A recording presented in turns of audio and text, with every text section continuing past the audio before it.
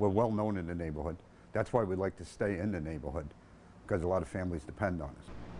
The plight of a food pantry and its search for a new home near downtown Greenville's exposed another serious problem. For over a decade, Samaritan House has paid $1 a year to operate out of a Baptist church along Augusta Road. But as our Ben Hoover reports, the food pantry just learned they have to find a new place to serve, and that's created a huge challenge. The story now from 7 on Main. Ben.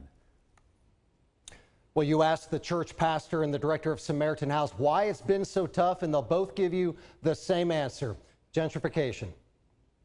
This is full of cheese and pork and stuff, and it'll all be gone in the morning. Thursday is pickup day for the families being served here at Samaritan House of Greenville. They'll come in, they'll get screened by the screeners, then they'll get a bag of canned goods. These are just families who have fallen on hard times, who are living below the poverty line. Yes, yeah.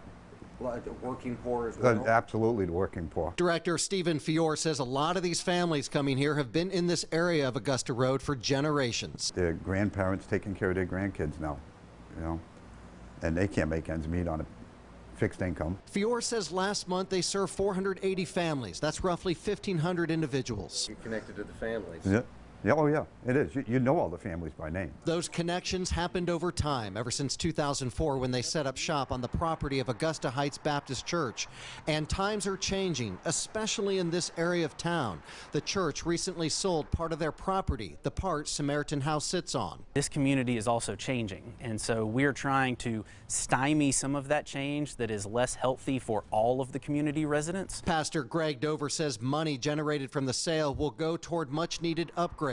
And the church is dedicated to helping Samaritan House find a new home. But that's been a challenge. The rents are just so expensive.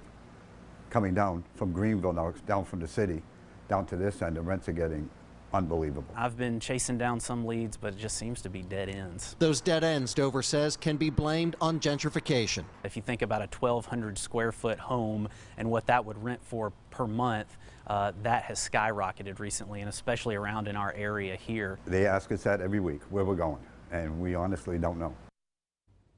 Samaritan House has a lease through May 2020, but they'd like to be out of their current spot by the end of the year. That's because of the construction that will be going on this fall. If you are a developer or a church that might have some space for the food pantry, you can call Samaritan House. We'll make sure we connect you in this story on WSPA.com.